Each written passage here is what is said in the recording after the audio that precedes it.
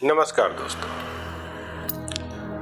हमारे हिंदू रीति रिवाज के अनुसार और हमारे वैदिक काल के अनुसार, उत्तर वैदिक काल के अनुसार 4 आश्रम बताए गए हैं। सबसे पहला है ब्रह्मचर्य, दूसरा है गृहस्थ, तीसरा है वानप्रस्थ और चौथा है संन्यास। आज मैं क्यों बात कर रहा हूं इस चीज की? बहुत ही इंपॉर्टेंट बात करने जा रहा हूं और बहुत ही संवेदनशील भी है, क्योंकि बातें बहुत होती हैं, बातें बहुत की जाती हैं, बातें बहुत बनाई जाती हैं, लेकिन अपनाएगा कौन? आत्मसात कौन करेगा?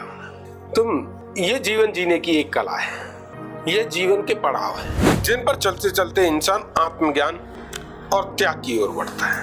लेकिन हमारे प्रधानमंत्री जी ने शायद नया ही शास्त्र लिख दिया है। कौन सा शास्त्र? पद लाभ शास्त्र।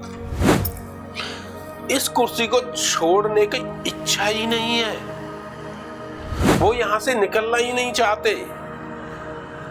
अगर हिंदू धर्म के अनुसार चलते हैं तो 75 वर्ष के बाद संन्यास लग जाता है और एक इच्छा भी जागृत हो जाती है कि चलिए अब मोह को त्याग दीजिए, मोह से भटक जाइए, मोह से दूर जाइए और परमात्मा यानी ईश्वर की प्राप्ति में लीन हो जाइए। लेकिन मोदी जी 75 वर्ष के हो चुके हैं, कुर्सी पर आज तक टिके हुए हैं।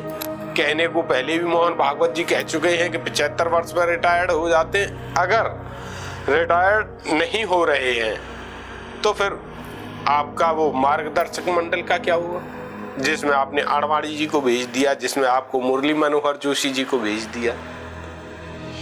अब वहां पर एक ऐसी ही कुर्सी रखी हुई है और वो केवल और केवल और केवल मोदी जी का इंतजार कर रहे हैं, मार्गदर्शक मंडल। लेकिन मोदी जी जाना ही नहीं चाहते। मोदी जी 75 वर्ष के हो चुके हैं, लेकिन इस्तीफा का कोई नामो निशान नहीं है। अभी तक आगे बढ़ते जा रहे हैं, ना ही कोई उस पर चर्चा है, ना ही कुछ विचार है।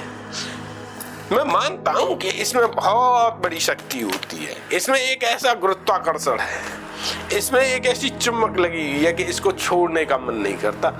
लेकिन औरों के लिए संन्यास